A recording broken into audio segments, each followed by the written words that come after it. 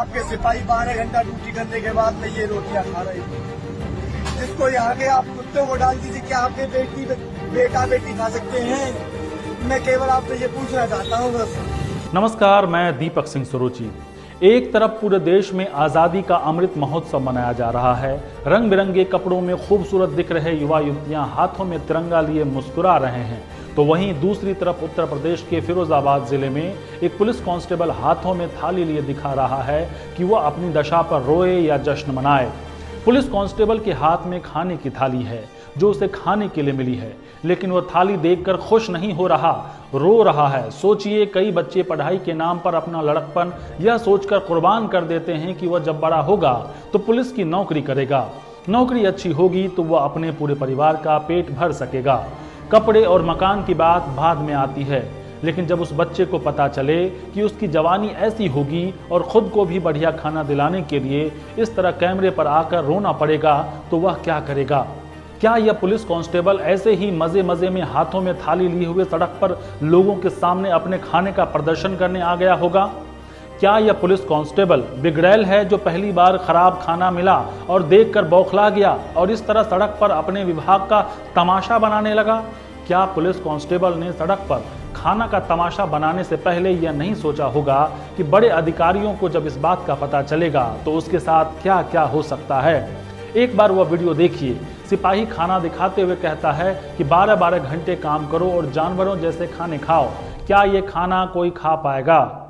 लोगों ने कोई तो केवल दबाव बनाया जा रहा है। भाइयों देख लो आरक्षी पर, समझो उत्तराधिकारियों का आदेश है, साफ पालन करेंगे और हमें रिकॉर्ड दिया जाएगा।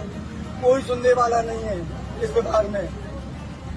यदि कप्तान साहब पहले ही सुन लिए होते तो यहाँ तक मुझे आने की आवश्यकता नहीं थी। कप्तान साहब ऐसे निकल के आए, मैंने चयन किया साहब ये भोजन में से 5 रोटी आप खा लीजिए, अचार खा लीजिए, कम से कम तुम्हें ये तो पता चले कि आपके सिपाही 12 घंटा ड्यूटी करने के बाद में ये रोटियां खा रहे हैं। जिसको यहाँ के आप कुत्तों को डाल दीजिए, क्या आपके बेटा बेटी खा सकते हैं? मैं केवल आपसे ये पूछना चाहता हूँ बस। यदि आज ये यूपी में हिंदुस्तान में मानवता चंदी है तो बता दीजिए उत्तर प्रदेश पुलिस के आरक्षियों को सब दबाते जा रहे हैं। कोई सुनने वाला नहीं। मैं सुबह से भूखा हूँ, मैं किससे कह दूँ? या मेरे माँ बाप थोड़ी है। इतने पर भी मुझे धमकी दी जा रही आ रही मौजूद द्वारा, करना द्वारा, बेस्ट मैनेजर द्वारा कि तुझे बर्खास्त करके छोड़ेंगे थाली को, तुझे करके जनता के बीच में चला गया। आप बताइए कि मेरे साथ जात की हो रही है, महोदय की नहीं हो रही है। ये वीडियो माननीय मुख्यमंत्री योगी आदित्यनाथ जी के डीजीपी महोदय को फोन किया। डीजीपी महोदय के पीएस होने मुझसे कहा फोन काट दो, बंदा बर्खास्त करा के घर भेज दूंगा। मैं डीजीपी का पीएस तो बोल रहा हूँ। एडीजी आगे साहब को फोन किया लेकिन मेरा फोन नहीं उठाया। आप बताइए मैं किसके बीच में अपनी समस्या लेके जाऊँ? क्या किसी व्यक्ति के लिए सिस्टम से लड़ना आसान होता है? इस सवाल का जवाब आप खुद से पूछिए। आप भी अपनी जिंदगी में कहीं न कहीं प्रताड़ित हो रहे होंगे, शोषण का शिकार हो रहे होंगे। क्या आप इस तरह सड़क पर उस सिस्टम को धिक्कारते हुए तमाशा बना सकते हैं? सिस्टम में काम करते हुए उसी के खिलाफ खड़े होने का दुस्साहस आप तभी कर सकते हैं जब बात आपकी रोटी पर आ जाए या जिंदगी पर। मीडिया रिपोर्ट्स के मुताबिक पुलिस कांस्टेबल का नाम मनोज कुमार बताया गया है, जो अलीगढ़ का रहने वाला है और फिरोजाबाद में ड्यूटी करता है। मैं ये नहीं कहता कि मनोज कुमार जो कह रहा है वह सब सही है। हो सकता है इस तमाशे की असल वजह कुछ और ही हो, लेकिन विजुअल देखकर यह तो कहा ही जा सकता है कि खाने की क्वालिटी अच्छी नहीं है। ऐसा नहीं है कि यह सिर्फ पुलिस वालों के साथ ही हो रहा है। बीएसएफ, सीआरपीएफ, सेना और अन्य सुरक्षा कर्मियों की नौकरी में भी इस तरह की शिकायतें आती रही हैं। मेरा एक जवान साथी पंकज मिश्रा, उसने भी आवाज उठाया था और शनिवार को उनको डिसमिस फ्रॉम सर्विस करके सिविल जेल में भेज दिया। पैसे खा जाते हैं, सारा घोटाले में लिप्त हैं। लोग बोलते हैं सेना में घोटाले नहीं होते, तो सबसे ज्यादा घोटाले सेना के अंदर होते हैं। ये दावा कर सकता हूँ, क्योंकि इनको पता है यहाँ मीडिया आएगी नहीं, जवान मुंह खोलेगा नहीं, अनडिसिप्लिन में फंसा देंगे। तो हम लोग की जिंदगी के साथ खिलवाड़ किया जा रहा है। जबरदस्ती बोलने के बाद जो है उसके बाद जबरदस्ती थोपा जा रहा है कि तुम जो है यहाँ पर इबादत कर रहे हो। ये बात जो है बताने कमांडर का काम है, ठीक है। आपके सामने सीमा सुरक्षा बल यानी कि बीएसएफ जवान तेज बहादुर यादव का उदाहरण है। 2017 में सोशल मीडिया पर बीएसएफ जवान का एक वीडियो खूब वायरल हुआ था। वीडियो में तेज बहादुर फौजियों को मिलने वाले खाने की शिकायत करते दिखाई दे रहे थे। वो बता रहे थे कि उन्हें कैसी गुणवत्ता का खाना मिलता है। उन्होंने वीडियो में यह भी बताया कि अफसरों से शिकायत करने और गृह मंत्रालय को चिट्ठी लिखने के बाद भी कोई बदलाव नहीं हुआ। कायदे से होना तो यह चाहिए था कि शिकायत मिलने के बाद जवानों के मिलने वाले खाने में सुधार किया जाता, लेकिन हुआ यह कि तेज बहादुर को बीएसएफ से ही निकाल दिया गया। भारत सरकार सब कुछ देती है, भारत सरकार की सब कुछ आता है, स्टोर भरे पड़े हैं, लेकिन वह सब बाजार में चला जाता है। कहाँ जाता है, कौन बिक्री करता है, इसकी जांच होनी चाहिए। मैं आदरणीय प्रधानमंत्री जी से भी कहना चाहता हूँ कि कृपा करके इसकी जांच करो। दोस्तों, ये वीडियो डालने के बाद शायद मैं रहूं या ना रहूं, क्योंकि अधिकारियों के बहुत बड़े हाथ हैं। पिछले महीने भारत पाक मुनाबाव बॉर्डर पर तैनात जवान की अचानक तबीयत खराब होने से इलाज के दौरान मौत हो गई। जानकारी मिली कि जवान ने रात में खाना खाया, जिसके बाद बेचैनी होने लगी। बाद में इलाज के दौरान जवान की मौत हो गई। वहीं एक अन्य घटना में जोधपुर में छुट्टी नहीं मिलने से नाराज सीआरपीएफ जवान नरेश जाट ने 11 जुलाई को खुद को गोली मार ली। कुछ दिनों पहले सोशल मीडिया पर एक महिला आईएएस अफसर ने शाराना अंदाज में छुट्टी ना मिलने पर दुख जाहिर करते हुए कुछ बात लिखी थी, जो खूब वायरल हुआ। वो लिखती हैं, ऐसे मोड़ पर ले आती है नौकरी, अपने ही घर जाने के लिए दूसरों से इजाज़त लेनी पड़ती है। अंदाज भले ही शाराना हो, लेकिन बात बेहद गंभीर है। आप गूगल पर सर्च कर लीजिए, आपको शोषण की सैकड़ों कहानियां मिल जाएंगी। लेकिन क्या इसके बाद कुछ बदला? दिल्ली पुलिस के कुछ लोगों से मैंने बात की और जानना चाहा कि आधिकारिक तौर पर उन्हें किस तरह का खाना और छुट्टियां देने का प्रावधान है। उन्होंने बताया कि दिल्ली पुलिस में 2 बार खाना देने का प्रावधान है। खाने में दाल, रोटी, सब्जी, सलाद मिलनी चाहिए और रोजाना सब्जी दाल चेंज होनी चाहिए।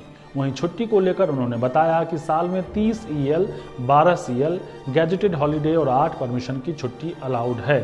साथ ही रोजाना 8 घंटे की नौकरी करनी होती है। सप्ताह में 1 दिन वीक ऑफ के तौर पर मिलता है। क्या वाकई में पुलिस वालों को इतनी सुविधाएं मिलती हैं? मैंने रिपोर्टिंग के दौरान कई पुलिस वालों से बात की है। वे बताते हैं कि रोजाना 12 घंटे की नौकरी तो बेहद आम है। गैजेटेड हॉलीडे पर छुट्टी तो नहीं मिलती, हाँ ओवर टाइम जरूर करना होता है। यूपी पुलिस में किस तरह का प्रावधान है और मौजूदा दौर में जिस तरह की दिनचर्या है, क्या एक पुलिसकर्मी के कामकाज के लिहाज से वह ठीक है? इन्हीं तमाम मुद्दों पर बातचीत के लिए हमारे साथ जुड़ गए हैं उत्तर प्रदेश के पूर्व डीजीपी अरविंद जैन। हमारे साथ आज बातचीत के लिए मौजूद हैं यूपी के पूर्व डीजीपी अरविंद जैन। सर, हमारे कार्यक्रम में आपका बहुत स्वागत है। नमस्कार। धन्यवाद। सर, आपने ये वीडियो देखा होगा फिरोजाबाद वाला। सबसे पहला कमेंट चाहूंगा ये वीडियो देखने के बाद, क्योंकि वो रो कर कह रहा था कि क्या आप अपने बच्चे को ऐसा खाना खिला सकते हैं। मैंने अफसरों से कहा कि आप ये 4-5 रोटियां खाइए और आप देखिए कि आपके जो सिपाही कांस्टेबल हैं उनको क्या खाना खिलाया जा रहा है। आपकी पहली प्रतिक्रिया? देखिए, इसमें कई वर्जन हो सकते हैं। जो कुछ कह रहा है उसमें कुछ अंश सच्चाई का भी हो सकता है। मुझे एक जो फीडबैक मिला है वो ये भी मिला है कि कांस्टेबल काफ़ी इनडिसिप्लिन्ड है, ड्यूटी से गैर हाजिर हो जाना, कई बार इसकी लीव विदाउट पे हो चुकी हैं और इस प्रकार की गतिविधियां भी हैं। तो देखिए, ऐसा है कि पुलिस विभाग में अगर कोई ये अपेक्षा करे कि उसको थाने की मेस में या पुलिस लाइन की मेस में घर जैसा खाना मिलेगा, तो ये संभव नहीं हो पाता है।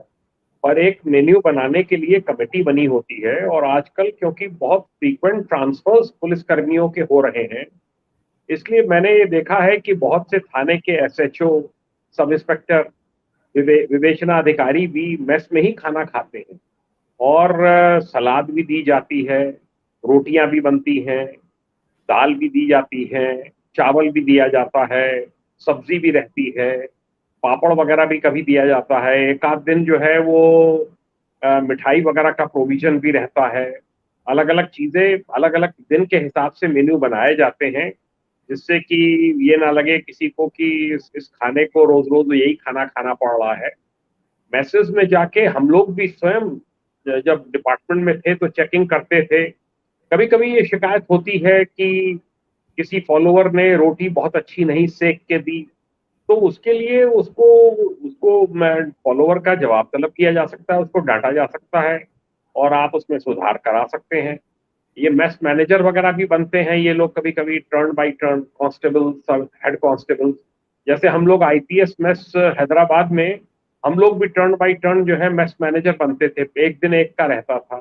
तो उस दिन इंश्योर करते थे कि खाने में किसी प्रकार की कोई कमी ना रहे, कहीं कोई कमी होती है उसको जाके तुरंत चेक करते थे, जिसके जो हमारे साथ के लोग हैं उनको खाना जो है वो ना मिले। यूपी और बिहार की बात करें, इन दो राज्यों में देखें तो वहां के लड़कों के लिए सरकारी नौकरी पाना भगवान जैसा होता है। ऐसे में और पुलिस कांस्टेबल और इस तरह की नौकरी कोई अच्छे घर का या बहुत पैसे वाले घर का जो बच्चा होता है वो नहीं चूज करता।